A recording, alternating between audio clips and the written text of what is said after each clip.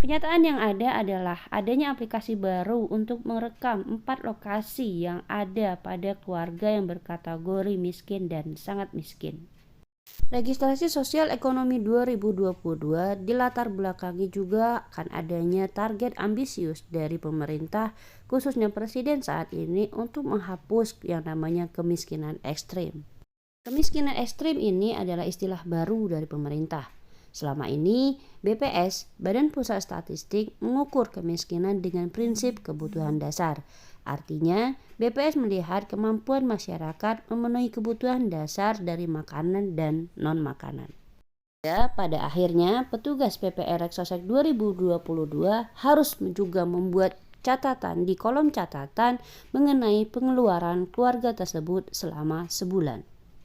Akhirnya ditambahkan lagi dengan penambahan aplikasi khusus yang digunakan untuk merekam 4 titik lokasi yang ada di dalam bangunan suatu keluarga.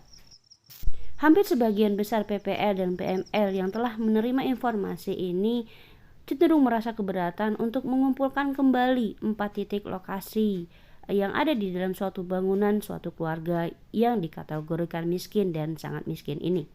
Namun, mengingat instruksi ini yang juga akan berhubungan dengan penimbang dari kategori kemiskinan suatu keluarga, maka teman-teman mau tidak mau harus mengumpulkan data dari 4 titik lokasi yang ada dalam suatu bangunan ini, karena dampaknya akan berpengaruh pada pengolahannya nanti ketika dilakukan rankingan secara nasional.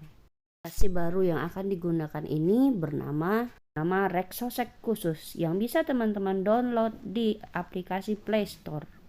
Caranya sama, teman-teman hanya tinggal menginstalnya dan mengizinkan penggunaan aplikasi ini untuk mengakses aplikasi-aplikasi khusus yang ada di handphone masing-masing petugas Reksosek 2022. Kemudian teman-teman akan diminta untuk sign in dengan memasukkan email dan paspor yang teman-teman gunakan di aplikasi Wilkerstad Reksosek.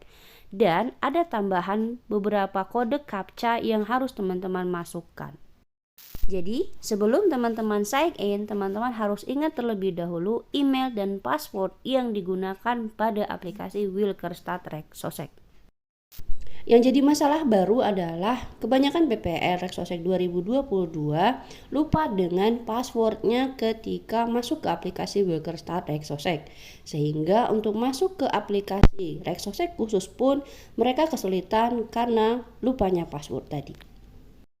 Oleh karena itu, yang harus dilakukan oleh PPL Reksosek 2022 adalah menghubungi kosekanya masing-masing untuk meriset password yang ada di web Wilkerstad Reksosek.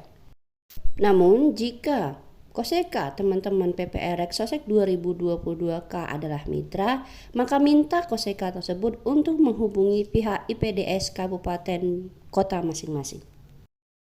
Pihak IPDS BPS Kabupaten Kota masing-masing akan mengembalikan password ini ke password standar yaitu 123456. Lalu setelah teman-teman sampai di halaman beranda aplikasi Reksosek khusus, yang teman-teman lakukan adalah membuat project seperti membuat project di aplikasi Wilkerstad Reksosek sebelumnya, yaitu dengan mengklik tanda pensil yang ada di halaman bagian kiri dari beranda Wilkerstad Reksosek. Lalu teman-teman klik tanda tambah pada halaman project tadi, kemudian masukkan identitas dari wilayah desa kelurahan masing-masing, lalu nama project sama dengan nama project yang ada di aplikasi Wilkerstad Reksosek. Jika untuk RT1, maka penamaannya juga sebanyak 6 digit yaitu 000 100 dan deskripsinya bersifat opsional yaitu nama dari RT1 itu sendiri. Jadi jika di aplikasi Wilkerstad Reksosek teman-teman ada 3 project, maka di aplikasi Reksosek khusus juga harus ada 3 project. 3 project tersebut artinya ada 3 SLS yang teman-teman kerjakan. Lalu untuk geotagging, teman-teman klik tanda project tadi, kemudian akan tampil halaman seperti di halaman Wilkerstad Reksosek yang berupa Google Hybrid. Atau jika tampilan base map-nya masih berupa Google Road, maka teman-teman klik tanda 3 di kanan atas, lalu pilih base map dan pilih Google Hybrid. Lalu teman-teman PPL Rexosec 2022 klik tanda kamera yang ada di kanan atas, karena rumah tangga atau keluarga yang akan kita tagging dengan menggunakan aplikasi Rexosec khusus adalah keluarga dengan status kesejahteraan miskin dan sangat miskin. Setelah klik tanda kamera, maka teman-teman akan diarahkan ke halaman perekaman lokasi. Di sini akurasi harus dipastikan di bawah 20 meter. Pada Android tertentu, akurasi ini tidak akan berada di bawah 20 meter jika kita langsung merekam lokasinya di dalam rumah.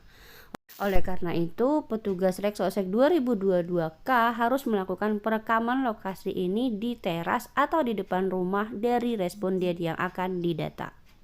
Namun, untuk Android dengan tipikal akurasi GPS-nya terbilang lebih bagus, maka perekaman lokasi ini bisa langsung dilakukan di dalam rumah. Ini yang harus teman-teman PPL Rexosec 2022 pastikan terlebih dahulu.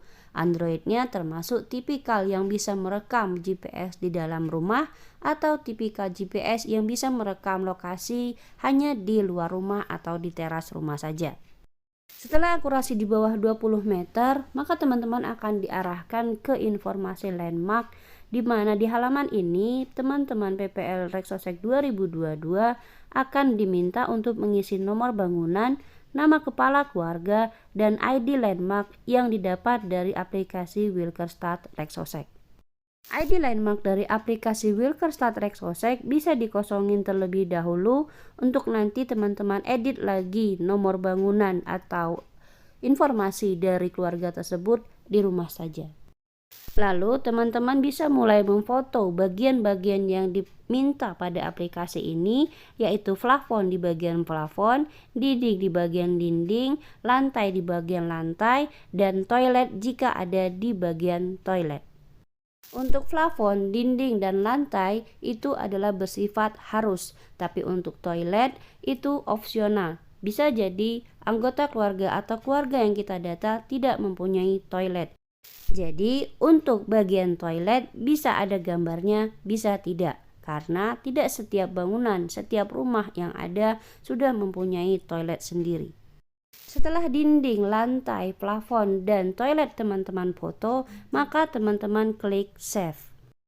Untuk melihat hasil taggingan pada aplikasi Rexosec khusus, teman-teman klik tanda 3 di bagian atas pada gambar dekat kamera tadi, lalu pilih landmark dan akan tampil bagian-bagian atau bangunan-bangunan yang sudah teman-teman foto plus dengan bagian-bagian yang dipoto dalam rumah tersebut.